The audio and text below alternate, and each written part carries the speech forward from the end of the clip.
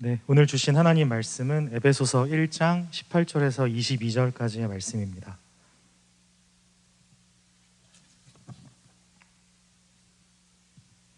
신약성경 에베소서 1장 18절에서 22절까지의 말씀입니다.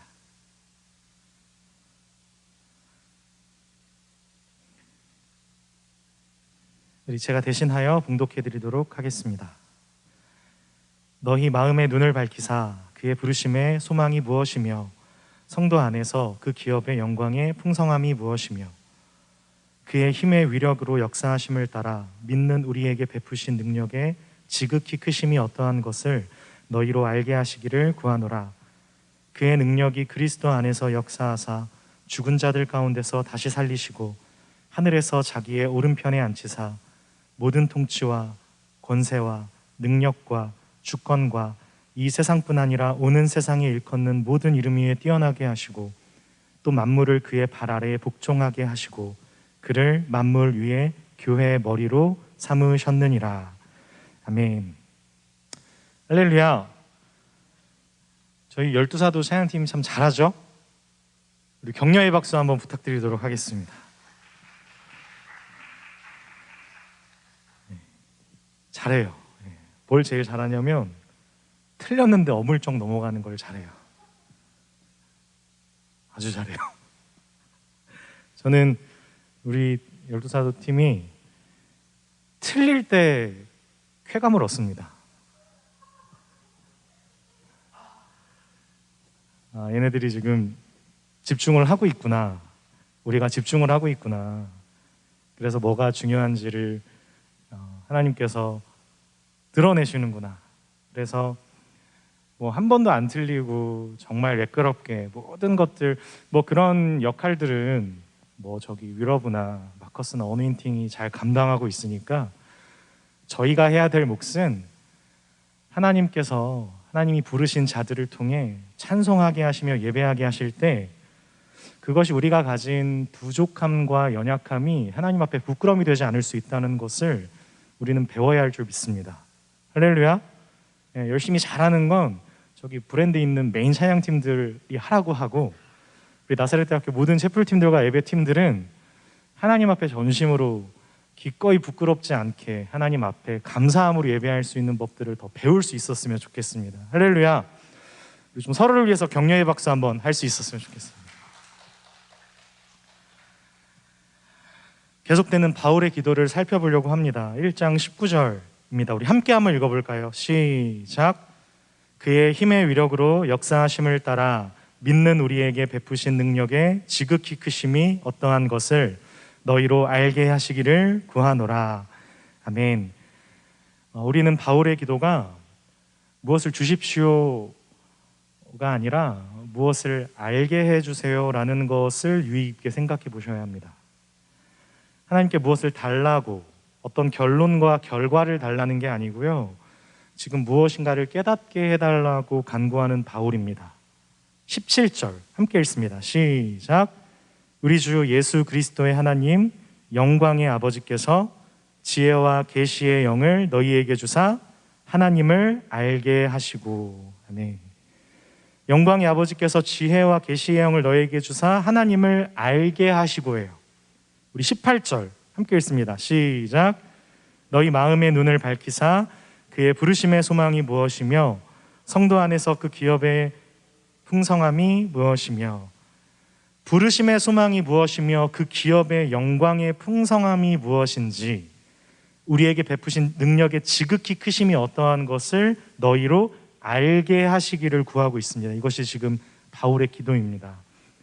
우리가 이것을 비추어 볼 때 우리가 믿는 신앙 안에서 가장 중요한 것은 우리가 무엇을 하면 무엇을 얻는다가 아니라 오히려 거꾸로 하나님께서 어떤 일들을 행하셨으며 그렇기에 우리가 무엇을 요구할 수 있는 것인가를 알아야 하는 싸움이라는 것을 기억하십시오.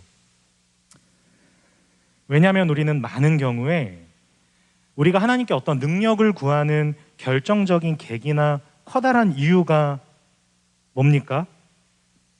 이런 것 때문이죠. 나에게는 아무것도 지금 이루어져 있는 게 없어요, 하나님. 나는 여전히 부족하고 나는 여전히 약하기 때문에 난 지금 아무것도 얻은 게 없어요. 그래서 이제 기도를 한다든지 해서 하나님이 만약 나를 도와주신다면 내가 무엇인가를 나에게 필요한 것을 하나님께로부터 얻을 수 있을 줄 저 믿습니다 라고 생각을 하기 때문에 내 인생의 어찌됐든 내가 행복한 결론을 더 잘 얻어내는 방법을 깨우치고 배우는 것을 믿음 생활 내지 신앙 생활인 것처럼 여기고 살아가는 우리의 삶이 우리의 기도의 방식과 태도 그리고 간구의 내용들로서 고스란히 적용되어 있지 않은가 생각하게 됩니다. 여러분, 우리가 그리스도인이 되었습니다. 그런데 여러분, 하나님의 자녀가 되었다는 의미를 마치 그 전에 내가 가지지 못하던 거, 내가 이전에 몰랐던 사실을 이제 깨우치고 가질 수 있게 되었다는 뜻으로 오해되어서는 안 됩니다.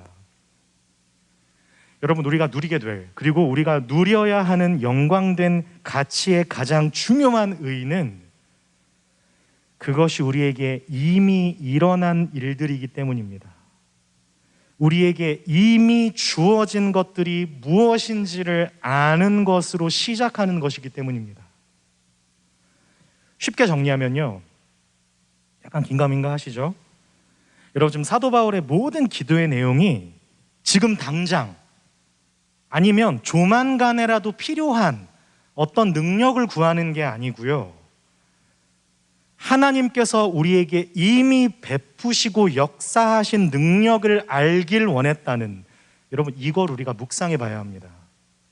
다시요, 하나님 지금 당장 아니면 조만간에라도 하나님 필요한 어떤 능력을 주세요 이렇게 기도하지 않고요, 하나님께서 이미 베푸시고 역사하신 능력을 알게 해주세요 라고 기도하는 거예요. 나에게 지금 능력이 필요하니까 내가 그 능력을 좀 가지고 싶습니다 하는 의미가 아니라, 하나님께서 이미 능력으로 역사하고 계시는 것을 알기 원합니다 예요. 완료예요. 우리 안에 이미 능력으로 역사하고 계시기 때문이에요. 그것을 알기 원한다는 기도가 핵심입니다. 여러분, 믿음이란 제가 항상 이 지점을 설명하길 원해서 좀 조심스러워요. 여러분, 믿음이라는 것은 조건이 아닙니다.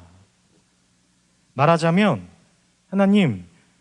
제가 하나님을 믿어보려니까 이런 결과를 좀 주셔야 합니다가 아니에요.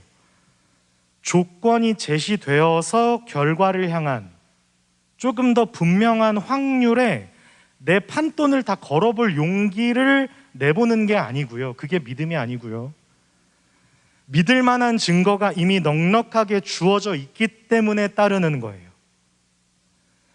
여러분, 하나님을 신뢰해야 하는데요, 그렇죠? 근데 하나님을 신뢰해야 한다는 고백에 대해서 생각해 볼 때 우리가 사실 너무 쉽게 빠질 수 있는 함정 중 하나가 이거예요. 그냥 일단 믿어봐, 이거예요. 여러분, 이거 함정이에요. 이게 왜 잘못됐는지 제가 설명해 볼게요. 야, 일단 믿어봐. 여러분, 어떻게 일단 믿어? 여러분, 한번 상식적으로 생각해 보세요. 어떻게 일단 믿을 수 있어요? 여러분, 믿는다는 건 그렇게 못합니다. 도박은 그럴 수 있어요. 도박. 에라이 모르겠다, 그냥 걸어보는 거잖아요, 그렇죠? 대박이 터지면 100배, 아니면 그냥 꽝. 이게 확률이고 도박이에요. 여러분, 믿음은 그런 것일 수 없습니다. 믿음이라는 것은 이것만이 확실하다는 어떤 분명한 증거와 내가 그래서 항복하고 그 안으로 들어갈 수밖에 없는 완전한 근거가 있은 이후에 요구되는 거예요. 여러분, 우리가 믿는 기독교가 믿음의 종교입니다. 근데 그 까닭은 하나님께서 우리에게 믿을 만한 증거와 우리 인간을 항복시키신 그 과거와 내용이 넉넉히 성경 안에 있고요, 그 다음에 요구하시는 것이지, 너희들 내가 믿으면 이렇게 해줄게, 이렇게 요구받는 종교가 아니에요. 하나님 인간에게 한 번도 야, 내가 더 똑똑하니까 너 확률에 한번 던져볼 것을 요구하시는 것을 우리가 장난치신 적 한 번도 없어요. 여러분, 우리 하나님께서 선하시고 인자하시고 영원하시다는 뜻이 얼마나 놀라운 선언인지 우리는 다 알지 못해요. 여러분, 하나님은 한낱 먼지와 같은 피조물 따위로 우리를 여기시며 장난치지 않으십니다. 너 믿으면 너 내가 한번 들어볼게. 보여봐 네 믿음을. 이렇게 우리의 삶을 가지고 장난치지 않으십니다. 여러분, 사실 우리가 그리스도인끼리는 그리스도인이 되었기 때문에 공감할 수 있거든요. 이게 무슨 말이냐면, 우리 설득해서 믿는 게 아니라 믿게 되었기 때문에 그 안에 함께 담길 수 있는 거예요. 그래서 공감하는 건데, 나는 아예 몰랐었는데 내가 설득당해서 아 그렇구나 이렇게 믿는 사람은 없어요.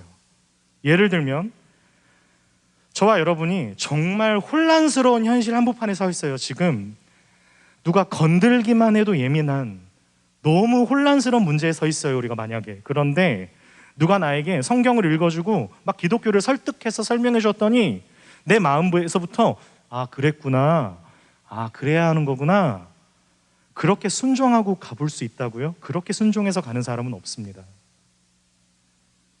그럼에도 우리는 종종 그때는 아무도 나에게 그런 걸 가르쳐주지 않았다고 변명해요. 아니요, 그때 가르쳐줬다고 따라왔을 거라고 어떻게 확신합니까? 설명해서 가는 길이 아니에요. 여러분, 세 가지 거짓말이 있다죠. 우리 청년들은 나 결혼 안 해. 이게 첫 번째 거짓말. 두 번째, 우리 어르신 분들은 나 빨리 죽을 거야. 그리고 그리스도인들은 그때 알려줬으면 내가 일찍 믿었을 텐데. 이런 거짓말이 있대요. 여러분, 왜 안 알려줬겠습니까? 밤낮 설교했을 거예요, 누군가가. 그런데 그때는 안 들리고 뭔 시대착오적인 발상이냐며 걷어찼을 거예요. 그래서 기억을 못하는 거예요. 그런데 우리가 지금 믿어보려고 어떤 그 부르심 가운데 담기고 나니까 믿고 나서 보니 이 길밖에 없는 거잖아요. 여러분, 이게 사실 기독교이기 때문입니다. 이미 일어난 일 앞에 어느 날 서게 되는 거예요. 하나님이 시작하셨기 때문에. 여러분, 구원은 그래서 어떤 방법일 수 없습니다. 방법이요? 뭘 깨우치고 뭘 해야지 얻을 수 있어요, 도대체? 아니요. 성경은 언제나 구원을 은혜로 그래서 이야기합니다. 그분이 시작하셨다는 뜻이고요, 그분이 베푸신다는 뜻이고요, 그분이 알게 하신다는 뜻이고요, 당신이 답이 되도록 당신 자신을 내어주셨다고 이야기하는 것이 기독교입니다. 우리 신약성경 로마서 1장 16절 말씀을 함께 찾아보면 좋겠습니다.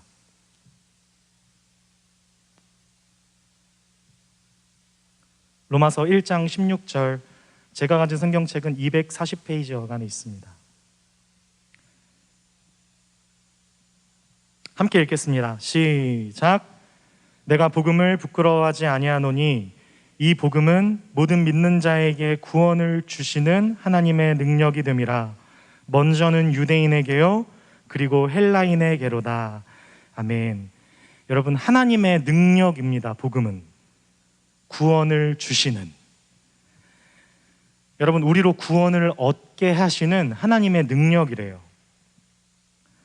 여러분, 예수님을 믿으면 구원을 얻습니다. 할렐루야. 근데 예수님을 믿으면 구원을 얻습니다. 여기서 제일 중요한 단어가 뭘까요? 예수님을 믿으면 구원을 얻습니다. 뭐가 제일 중요할까요? 믿으면. 또 여러분, 이게 그 함정인데요, 예수님이죠. 여러분, 예수님이 제일 중요하죠. 우리는 많은 경우 믿음으로 가요. 지금 방금 형제의 답처럼. 무슨 말이냐면, 여러분, 예수님을 보내셔서 이루신 구원이죠. 믿는다는 건 내가 만든 조건으로 이루는 게 아니라는 거예요. 믿는다는 것은. 우리 신약성경 말씀 하나만 더 찾아보겠습니다. 빌립보서 1장 말씀입니다.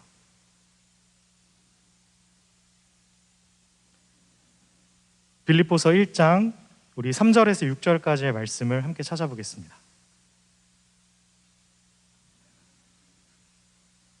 우리 저 한 절 여러분 한 절 교독하겠습니다. 내가 너희를 생각할 때마다 나의 하나님께 감사하며 너희가 첫날부터 이제까지 복음을 위한 일에 참여하고 있기 때문이라. 너희 안에서 착한 일을 시작하신 이가 그리스도 예수의 날까지 이루실 줄을 우리는 확신하노라. 아멘. 여러분, 누가 시작하셨어요? 하나님께서 시작하셨어요. 여러분, 우리가 시작하지 않았습니다. 여러분, 믿음이 뭐라고요? 일전에 제가 설명한 적이 있습니다. 믿음은 목적어가 따라붙어야 하는, 믿는다는 건 믿는다, 타동사예요. 누구를 믿느냐, 무엇을 믿느냐의 문제지 누가 믿느냐는 두 번째예요, 여러분. 그렇죠? 누구를 믿느냐, 무엇을 믿느냐의 문제가 중요하죠. 누가 믿느냐는 두 번째입니다. 여러분, 믿음을 얘기할 때 언제나 그 스포트라이트는 어딜 향해야 한다는 거예요?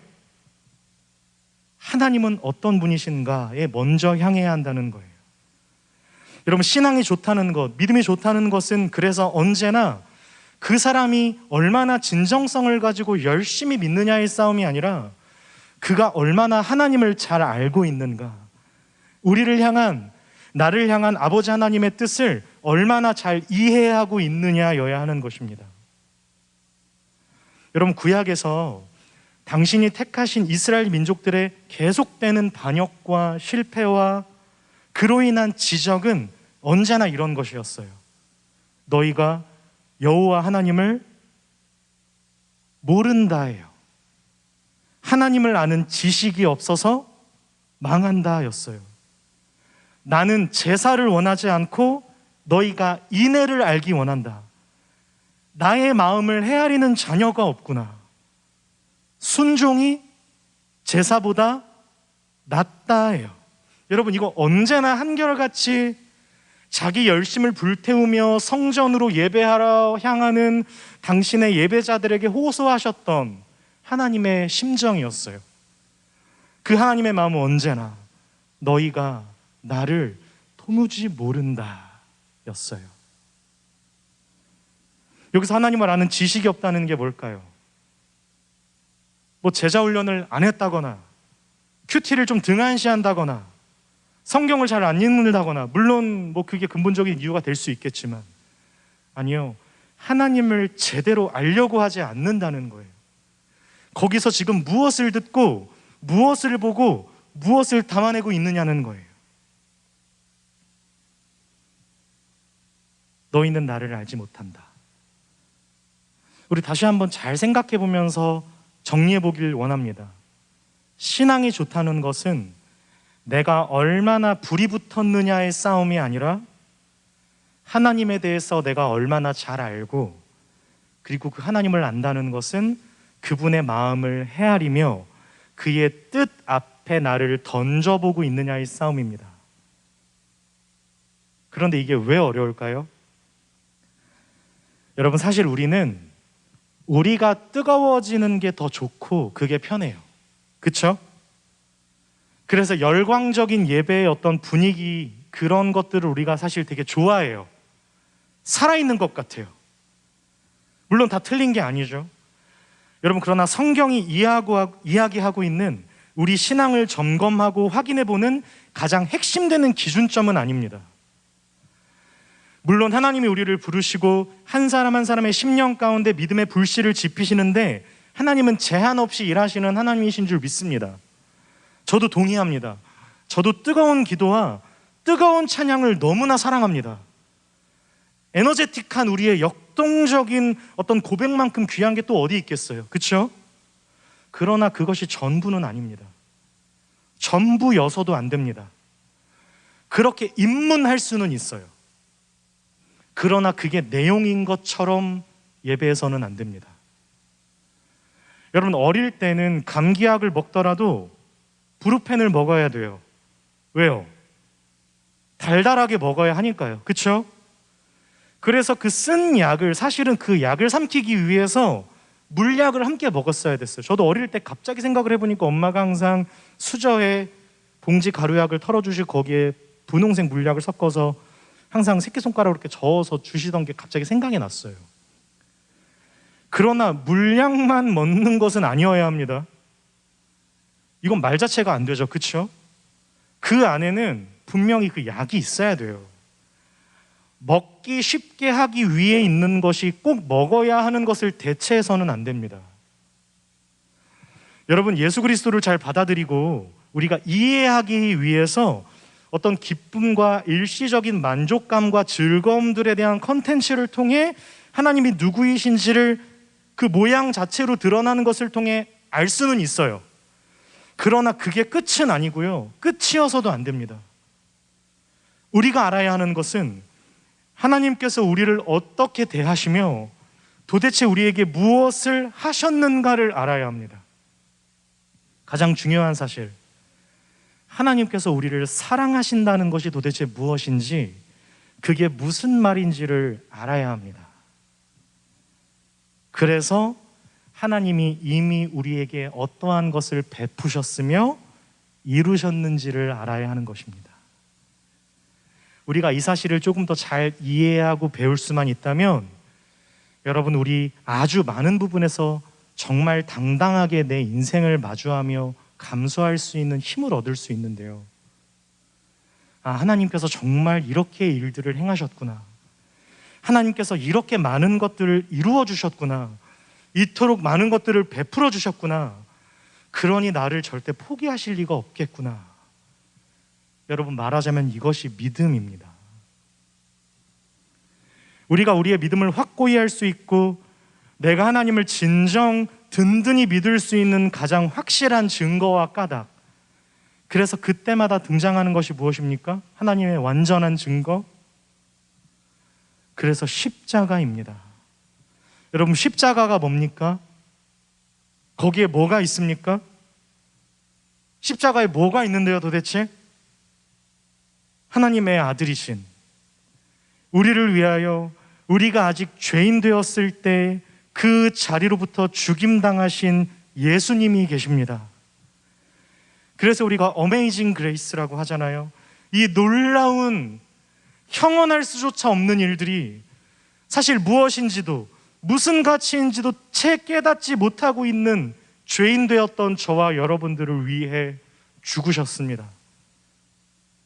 거기서 우리는 무엇을 보게 됩니까? 하나님께서 나를 어떻게 대하시는가를 보게 되는 것입니다.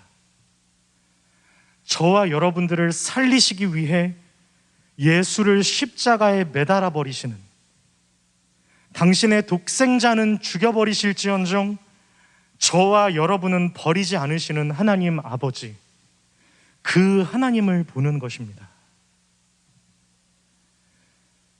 여러분, 우리가 예수님을 믿고 그리스도인이 된 이후에 뭐가 제일 어렵죠?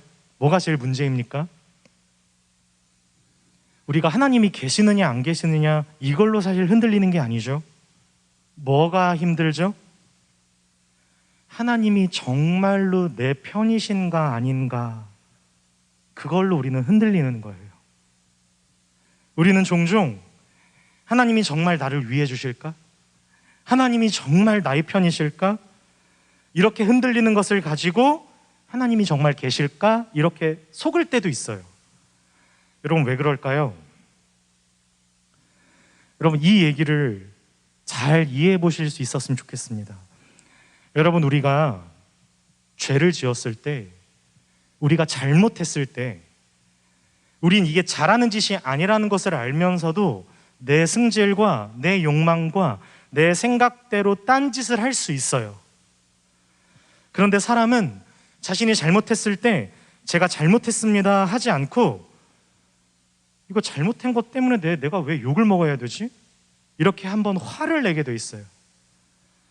이게 무슨 말이냐면, 분명 내가 다 잘하지 않았어. 그럼에도 분명 잘못하고 나서 하나님, 제가 잘못했습니다 하지 않고, 아니, 내가 이까짓 것 잘못한 거 한번 이것 때문에 욕을 먹어야 돼? 이게 욕 먹을 일이야? 로 간다고요.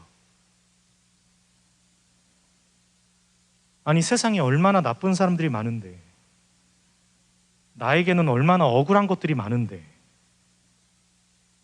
나에게 전혀 공정하지도 공평하지도 정당하지도 않은 일들이 내 현실에 이렇게 많은데 내가 이런 것 가지고 고민하는 게 맞아? 도대체 하나님을 믿는다는 건 뭐고 하나님은 뭐 하고 계신 건데? 여러분, 우리가 잘못한 것은 뉘우치고 용서를 구해야 되는 게 맞습니다. 그런데 우리는 그러고 싶지 않아요. 이게 무슨 뜻일까요? 여러분, 인간은 근본적인 문제로부터 직면할 힘이 없습니다. 그것을 언제나 피하면서 사는 게 우리예요. 여러분, 그것이 우리가 죄인이기 때문입니다. 하나님이 정말 내 편이실까? 하나님이 정말 나를 도우실 수 있을까? 나로서는 전혀 해결점이 보이지 않는데, 나로서는 사실 아무런 대안이 없고 대책이 없고 인생을 정말 이렇게 사는 것이 맞을까? 아니, 정말 사실 인생에 대안이 없고 대책이 없어야 하는 건 하나님 없이, 하나님 믿지 않고 하나님을 전혀 따르지 않고 사는 이들에게 주어져야 하는 싸움이 아닌가?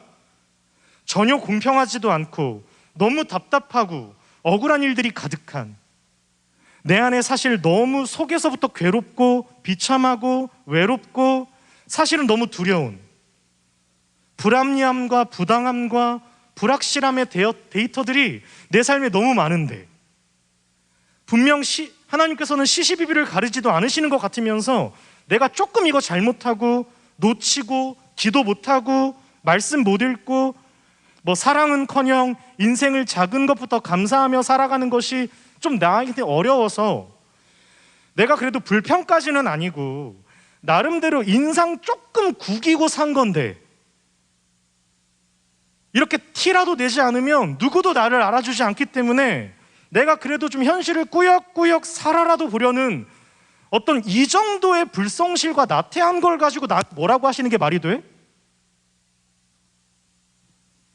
여러분, 이게 우리입니다. 여러분, 사실 하나님께 잘못했다고 해야 맞아요. 하나님께 도와달라고 해야 맞아요. 그런데 그게 무슨 의미가 있을까 싶은 거예요. 어차피 나를 다 도와주시지도 않을 텐데, 나를 내버려 두시고 이 모든 결핍과 두려움은 내가 오롯이 마주해야 할 내 인생의 무게잖아요.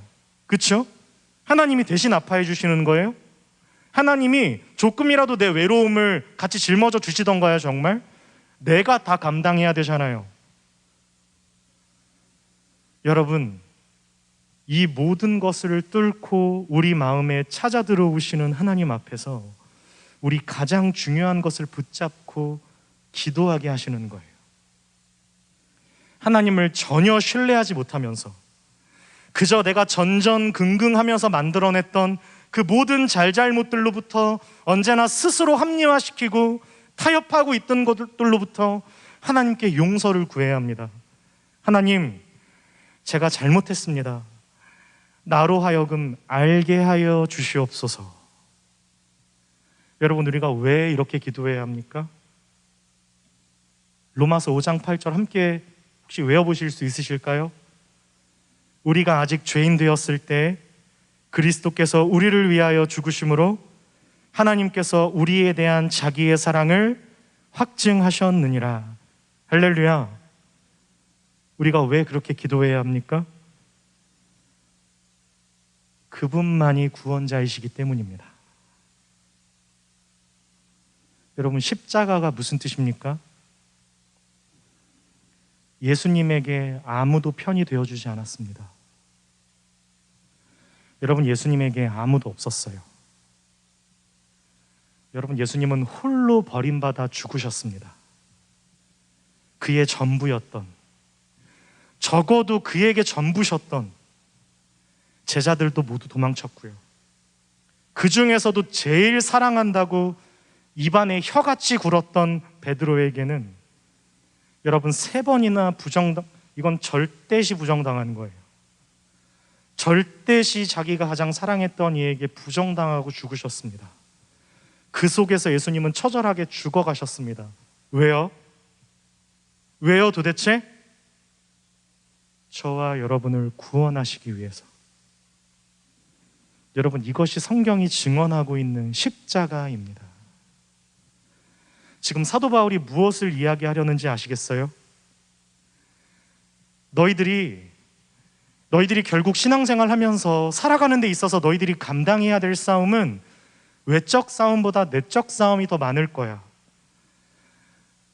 우리가 당하는 어떤 환난이나 고통들은 우리의 연약함, 외로움, 고독, 그러니까 내가 원인이 되어 만들어내는 좌절, 이런 것들일 텐데, 이 모든 것들은 전부 믿음으로 이겨내야 되는 거야. 그런데 믿음이 뭐냐면 하나님이 나를 어떤 자리로부터 어떤 때에 사랑하셨느냐 하는 것을 아는 거야. 하나님이 너와 나를 사랑하신다고 하면서 이루신 그 일이 얼마나 감격스럽고 말로 다 설명할 수 없어서 찬송하리로다, 노래해야만 하는 사랑이었는지를 우리 같이 봐야 돼. 교회만 왔다 갔다 하지 마. 저기 십자가를 봐. 이거 내 개인적인 얘기인데, 내 인생에서 내가 가장 괴물처럼 살아가던 때, 죄인 괴물 중에 가장 추악하고 더러운 괴물이었는데 나를 그분이 멈춰 세우셨어. 그 자리로부터 나에게 어떤 것도 설명하지 않으시고 당신을 보여주셨어. 그 십자가로. 내 얘기를 한번 들어볼래? 이게 에베소서예요. 우리 사도 바울 선생님의 편지 하나만 더 찾아볼까요? 로마서 3장 19절입니다. 여러분, 피곤하시면 좀 주무셔도 괜찮아요. 로마서 3장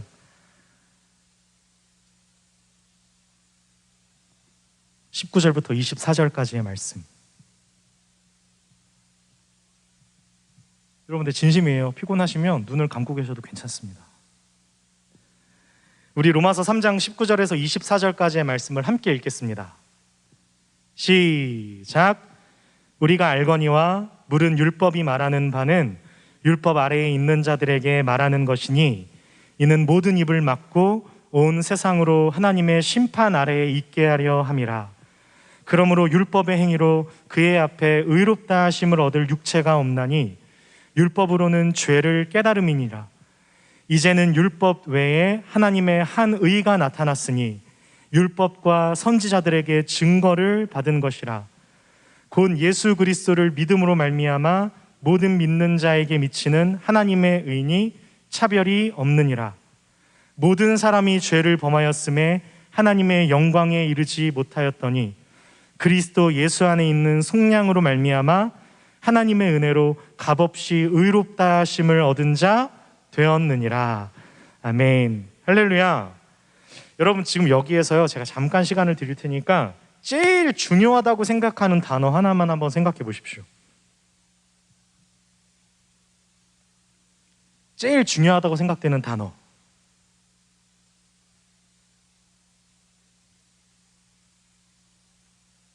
뭘까요? 권준아, 뭘까? 19절에서부터 24절까지 제일 중요한 단어.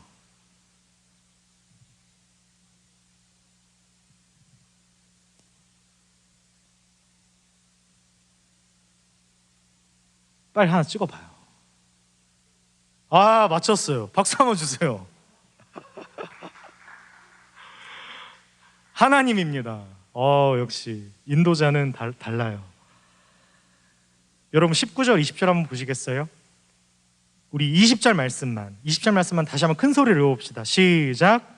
그러므로 율법의 행위로 그의 앞에 의롭다 하심을 얻을 육체가 없나니 율법으로는 죄를 깨달음이니라.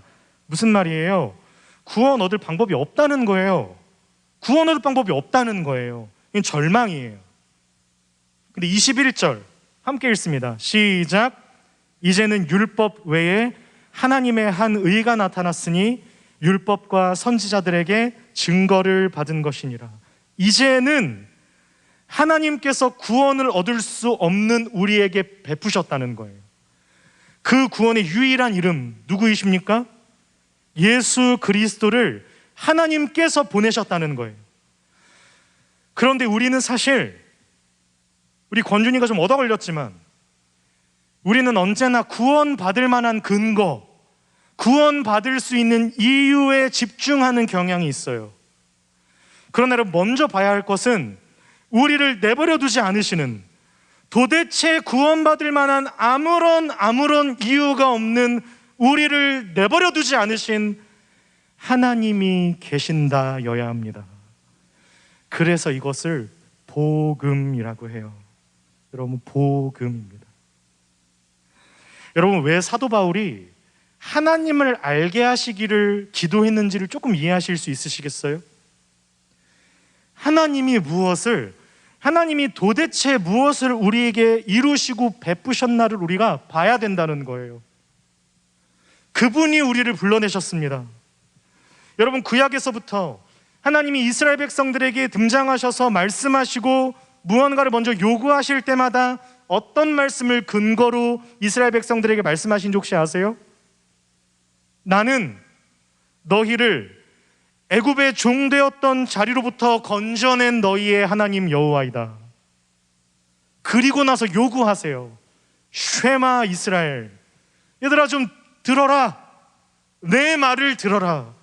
나는 너희를 내 백성이 되게 하려고 애굽에서부터 건져낸 너희의 하나님이다. 찾아볼까요? 신명기 4장입니다.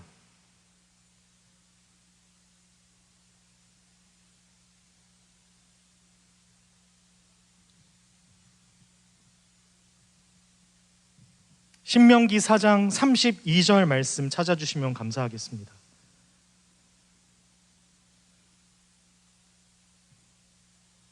우리 신명기 4장 32절부터 40절까지의 말씀을요, 우리 같이 한번 그래도 읽어봅시다. 우리 하나님께서 어떻게 당신의 백성들에게 말씀하셨는지를 교독하겠습니다. 32절 제가 먼저 읽습니다. 네가 있기 전 하나님이 사람을 세상에 창조하신 날부터 지금까지 지나간 날을 상고하여 보라. 하늘 이 끝에서 저 끝까지 이런 큰일이 있었느냐? 이런 일을 들은 적이 있었느냐?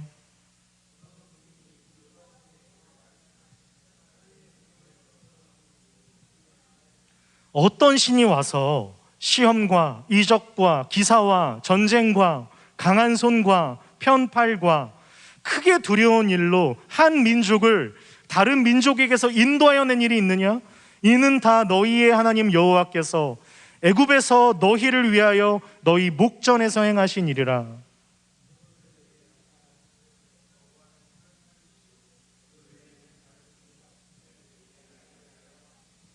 여호와께서 너를 교훈하시려고 하늘에서부터 그의 음성을 내게 듣게 하시며 땅에서는 그의 큰 불을 내게 보이시고 내가 불 가운데서 나오는 그의 말씀을 듣게 하셨느니라.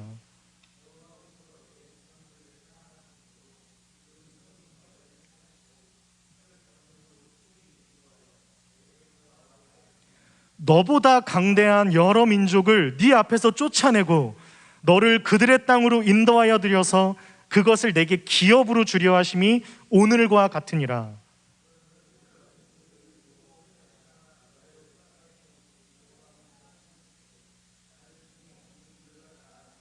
자, 40절 이제 이거 한번 요구하시는 거예요. 읽어볼까요? 시작. 오늘 내가 내게 명령하는 여호와의 규례와 명령을 지키라. 너와 내 후손이 복을 받아 내 하나님 여호와께서 내게 주시는 땅에서 한없이 오래 살리라. 아멘. 할렐루야. 할렐루야. 지금 출애굽은 과거에 있는 이스라엘 백성들이에요. 이 백성들도 출애굽이라는 사건은 아주 과거에 있었던 일이에요.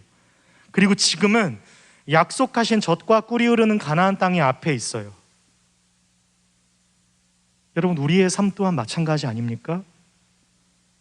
우리 예수 그리스도의 십자가로 말미암은 구원은 과거에 있고 영원한 소망의 나라가 이 앞에 있어요. 그렇게 하나님이 우리에게 믿음을 요구하십니다. 이스라엘 백성들, 지들이 가나안 땅으로 정탐꾼 보내서 봤더니 거기에 있는 또 아낙 자손들이 워낙 크고 장대해서 싸워 이길 승산이 없어 보여. 또 여러분, 지금도 마찬가지 아닙니까? 우리가 갈 길은 언제나 이처럼 낙심과 한숨으로부터 시작하는 길 아니었습니까? 그런데 이 길을 어떻게 갈 수 있냐는 거예요. 어떻게 가라고 그러시는 거예요? 다시 말씀드리지만 그냥 믿어봐라가 아니에요. 뒤를 돌이켜 생각해 보라는 거예요. 정말로 QTR 시간을 좀 확보를 해서 생각을 좀 해보라는 거예요. 그냥 교회만 다니지 말고 오늘 예배 가야 되는데 그러고만 다니지 말고 하나님을 조금 생각을 해볼 수 있는 시간을 너 유튜브 보는 시간에 10분의 1만이라도 한 번만 확보를 해보라는 거예요. 정말 너가 정말 죽나 사나 생각을 해보라는 거예요. 너희가 어디로부터 건져졌는지, 어디서부터 꺼내졌는지, 그리고 지금 여기까지 내가 너희를 어떻게 위하여 일하고 있는지를 보라는 겁니다. 보라는 겁니다.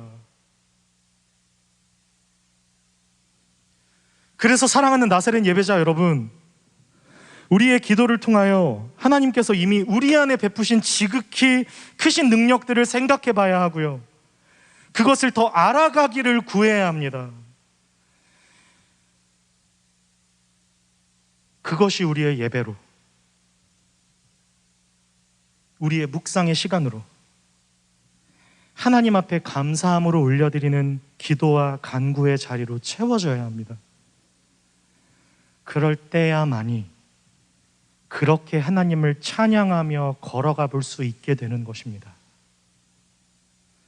여러분, 우리 잠시만 여기까지 올 수 있게 하신 하나님께서 어떻게 여러분 삶 가운데 친히 간섭해 주셔서 지난날 그 숱한 위기와 어려움 가운데서 어떤 은혜를 베풀어 주셔서 지금 오늘 2022년 10월 19일 날 이 시간에 여기 이렇게 앉아서 좀 졸면서 예배를 드릴 수 있게 해주셨는지 우리 잠깐만 한번 생각해 봅시다.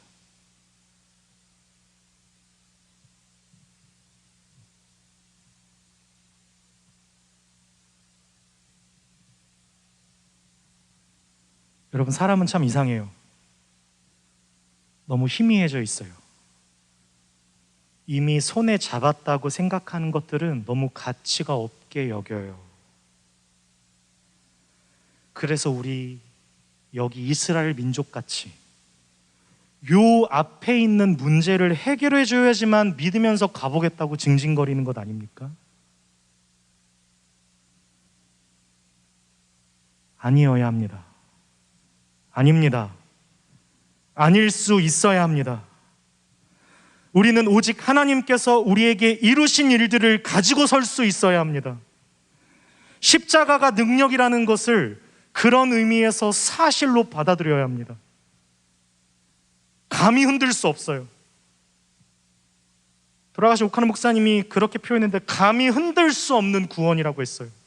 아무도 흔들 수 없어요. 주께서 우리 때문에 채찍에 맞으시고 우리 때문에 기었고 피를 흘리셨습니다. 지금도 우리가 마땅히 빌 바를 알지 못하나 성령 하나님께서 여러분 각 사람 심령 가운데 간구하고 계십니다. 무엇이 더 필요하단 말입니까? 아니어야 합니다. 아닙니다. 그럴 수 없습니다. 여러분, 이것이 믿음입니다. 집착하지 마세요. 아닌 건 아닌 거예요.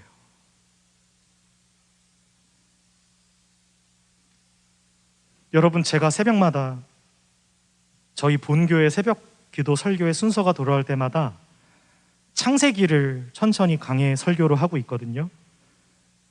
근데 TMI인데 오늘 새벽에 못 일어나가지고 새벽 기도를 못 갔어요.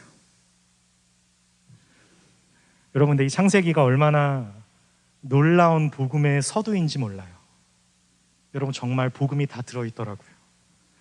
제가 공부하며 배우게 되었던, 제가 신대원을 오기 전에 다른 건 몰라도 성경을 좀 공부하고 싶었어서 짧게 1년 동안 말씀을 배울 수 있는 시간을 가지고 신대원에 들어갔는데, 그때 공부를 할 때 창세기의 진짜 주인공은 물론 하나님이시지만 창세기의 진짜 주인공은 아브라함과 야곱이라는 가르침을 배웠어요. 근데 지금에서야 이 사실을 조금씩 더 이해하고 있거든요.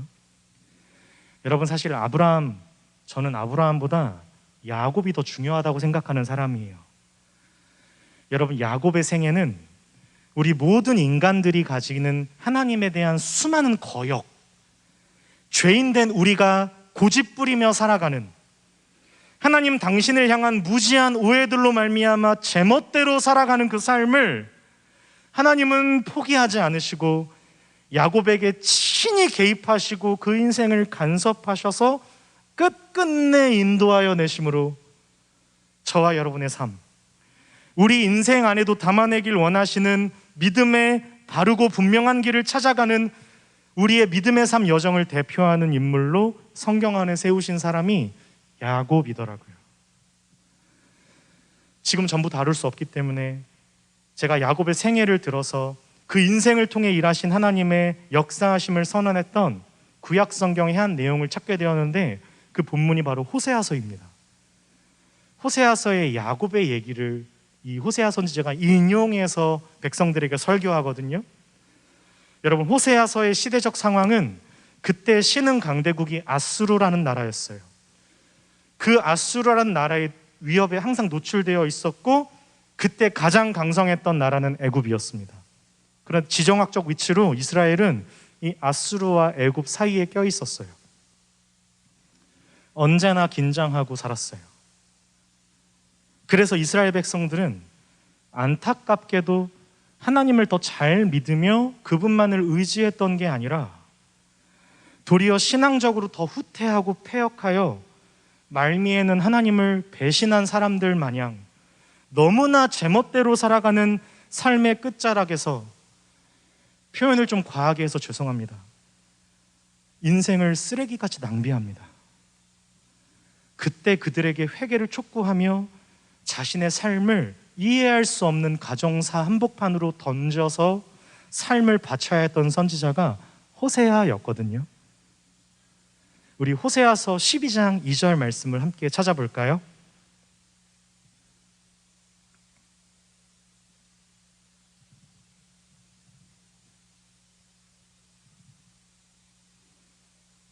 우리 호세아서 12장 2절 말씀을 함께 찾아보도록 하겠습니다. 제가 가진 성경책은 구약 성경 1266페이지 어간에 있습니다. 호세아서 12장 2절 함께 읽습니다. 시작. 여호와께서 유다와 논쟁하시고 야곱을 그 행실대로 벌하시며 그의 행위대로 그에게 보응하시리라. 아멘. 여러분, 이게 지금 무슨 말이냐면요, 야곱이 잘못한 것에 대해 하나님이 벌하셨던 것처럼 지금 남유다 이스라엘의 잘못에 대해서도 벌하시겠다는 말씀이거든요. 근데 여기 보시면 야곱의 어떤 잘못을 그 다음 절에 인용하세요. 3절 말씀 함께 읽겠습니다. 시작.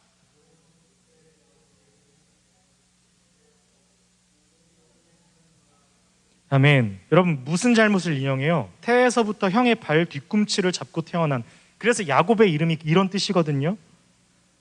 이게 야곱의 이름의 뜻이고 야곱이 어떤 사람인지를 사실을 상징적으로 드러내는 의미예요.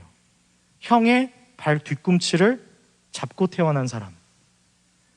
그래서 수단과 방법을 가리지 않고 자신의 인생을 자신이 이렇게 살아보려고 하는, 좀 쉽게 얘기하면 사기꾼 뭐 이런 뜻으로 생각하셔도 돼요. 지고집대로 사는 사람. 그렇게 아버지를 속이고 형을 속이고 인생을 살고자 했던 야곱이 여기 형의 발 뒤꿈치를 잡았고 라는 설명에 다 들어가는 거거든요.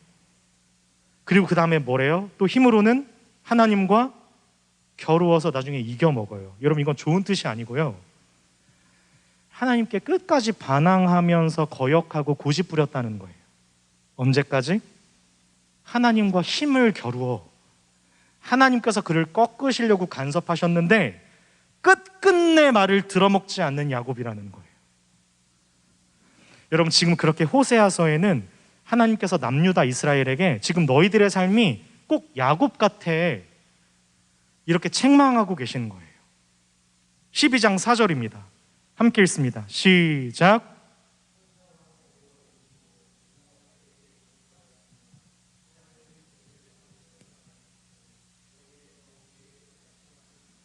아멘. 여러분, 그렇게 하나님은 야곱을 끝끝내 포기하지 않으셨고 그를 치셔서 항복을 받아내십니다. 하나님도 참 대단하시죠. 그래서 기어코 하나님 앞에 울며 그분의 은혜를 간구하게 되었던 야곱으로 그를 만들어 가십니다. 그래서 이와 같이 호세아 선지자가 이 야곱 같은 이스라엘아, 말을 들어라. 여호와께로 돌아가야 한다. 이렇게 매듭지어요. 그게 12장 6절입니다. 시작.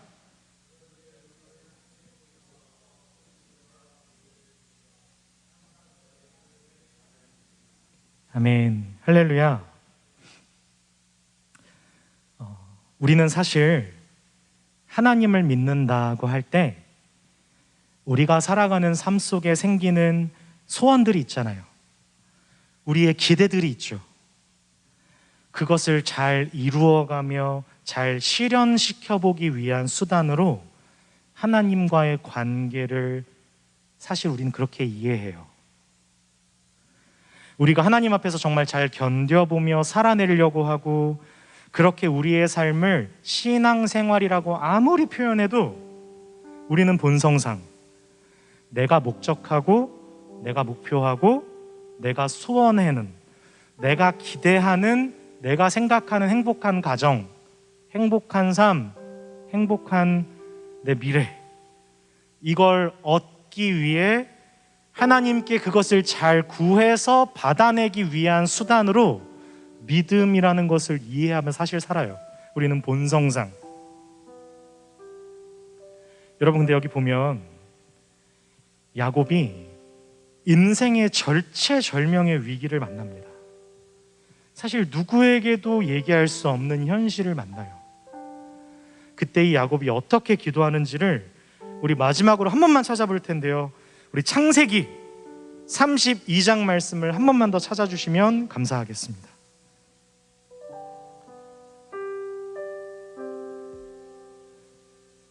제가 구절들을 좀 PPT로 만들까를 고민하다가 그래도 제가 좀 성격이 이상해서 말씀을 같이 그냥 찾아보고 싶어요.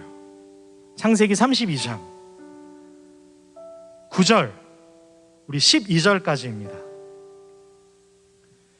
우리 야곱이 어떻게 하나님께 울면서 기도하는지를 우리 권준이가 한번 읽어주시겠어요? 9절부터 12절까지. 야곱이 또 이르되 내 조부 아브라함의 하나님, 내 아버지 이삭의 하나님 여호와여, 주께서 전에 내게 명령하시기를 내 재앙 내 족속에게로 돌아가라, 내가 내게 은혜를 베풀리라 하셨나이다. 나는 주께서 주의 종에게 베푸신 모든 은총과 모든 진실한 심을 조금도 감당할 수 없사오나 내가 내 지팡이만 가지고 이 요단을 건넜더니 지금은 두 때나 이루었나이다. 내가 주께 간구하오니 내 형의 손에서 에서의 손에서 나를 건져내시옵소서. 내가 그를 두려워하면 그가 와서 나와 내 처자들을 칠까 겁이 나기 때문이니이다.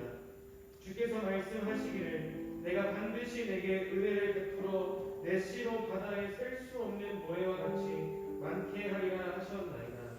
아멘.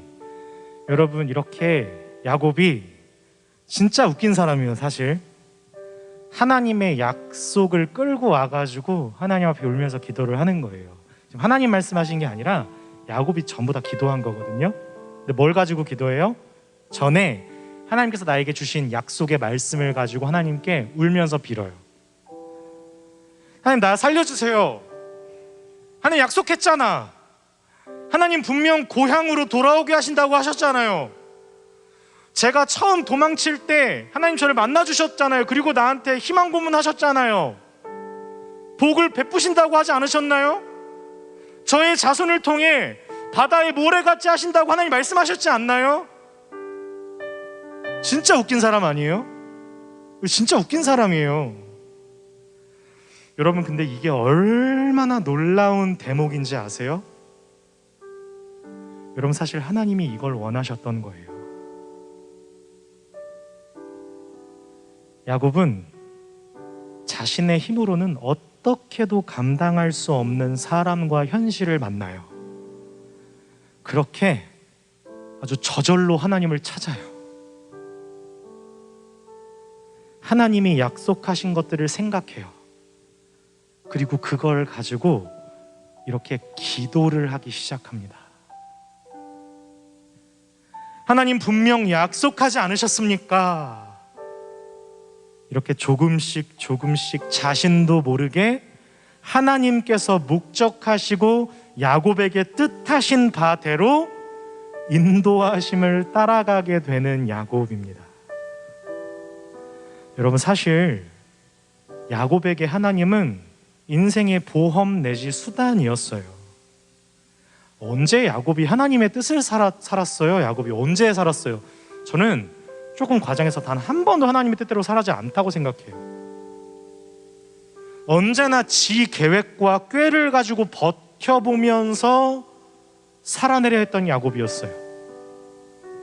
그렇게 스스로 가지고 기대하던 목표와 꿈들로부터 보기 좋게 좌절을 경험하고 자신이 만들고자 했던 결과들이 다 헛된 것들인 것을 보게 됨으로써 점점 그때마다 하나님을 찾을 수밖에 없게 되었고요.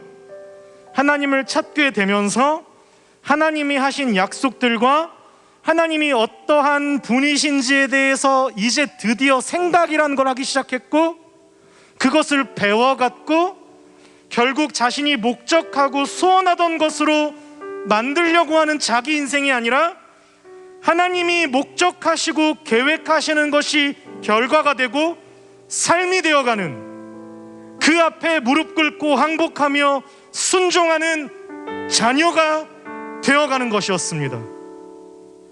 이것이 창세기 안에 야곱이라는 사람이 가지는 인생의 의미이고요, 우리 같은 사람들의 삶이 가지는 의미입니다. 우리는 언제나 삶이 당황스러워요. 저는요, 삶이 정말 힘들어요. 그래서 사실 저는 그냥 체념하고 살아요.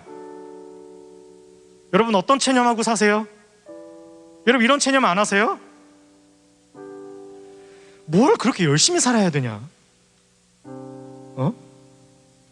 뭘 그렇게 인내하고 뭘 그렇게 담아내고 뭘 그렇게 담아? 내 그릇이야?